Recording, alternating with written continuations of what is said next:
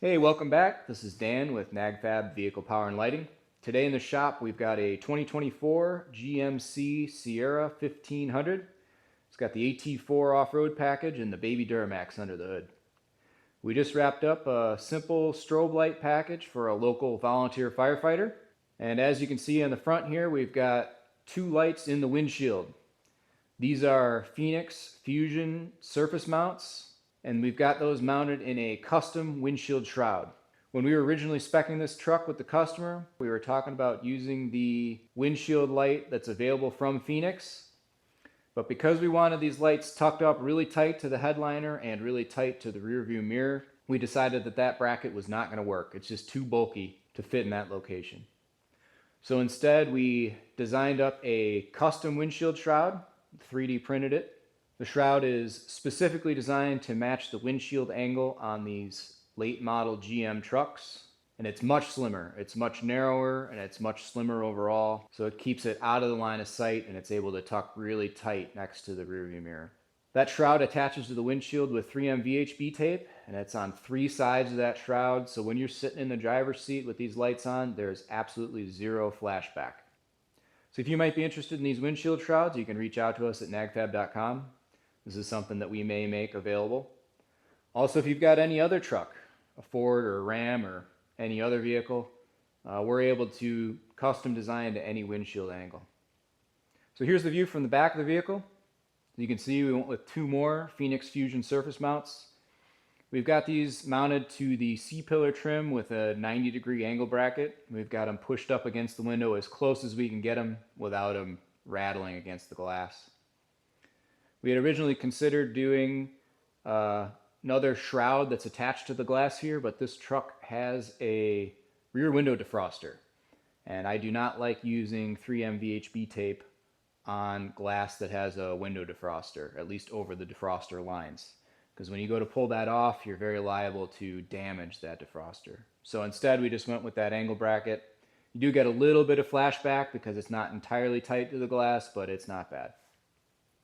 Now, when these lights are off, both in the front and in the back, they are extremely discreet. You can barely make out the lights in the back. And then on the front of this truck, the customer has a strip of window tint on the upper edge of the windshield.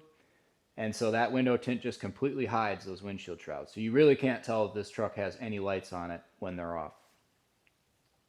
Here's a look at the switching for this build. So to the left of the steering wheel here, went with just a simple on-off rocker switch. It's illuminated in blue to match the strobe color.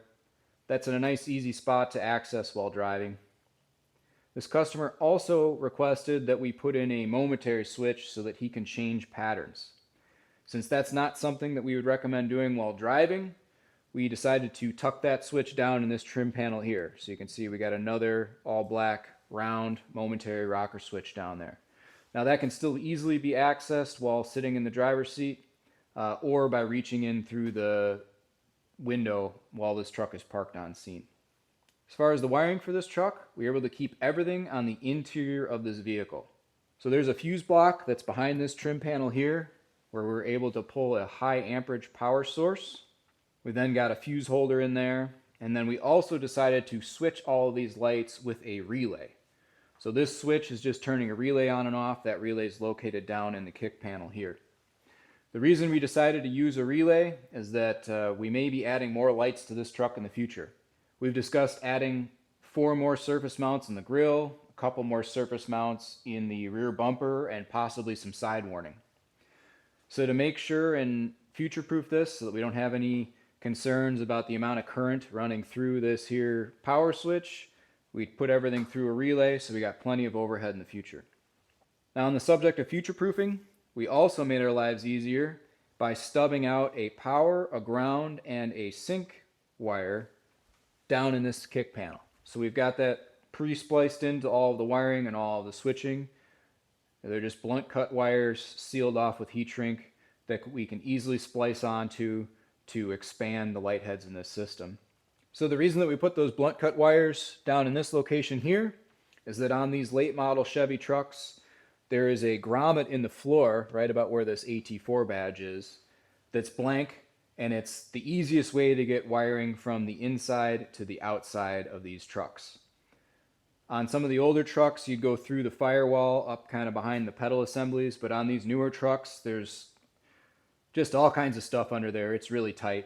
But GM did give you a nice big grommet underneath the carpet here that has nothing in it, and it goes straight to the underside of the vehicle. So that's super easy to get wiring in and out.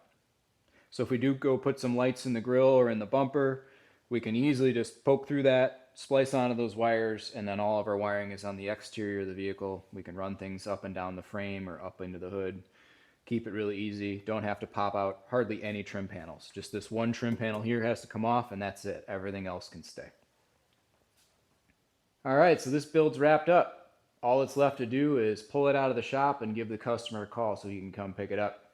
So if you're in East Central Iowa or anywhere near the Cedar Rapids area and you're looking to get a strobe light package for your personally owned firefighting vehicle or your ATV or your plow truck or your boat or any other vehicle wiring needs, look us up at www.nagfab.com and we'd be happy to get you set up. Also, if you're interested in those windshield shrouds, let us know. That's something that we're going to move forward in making commercially available. Thanks for watching.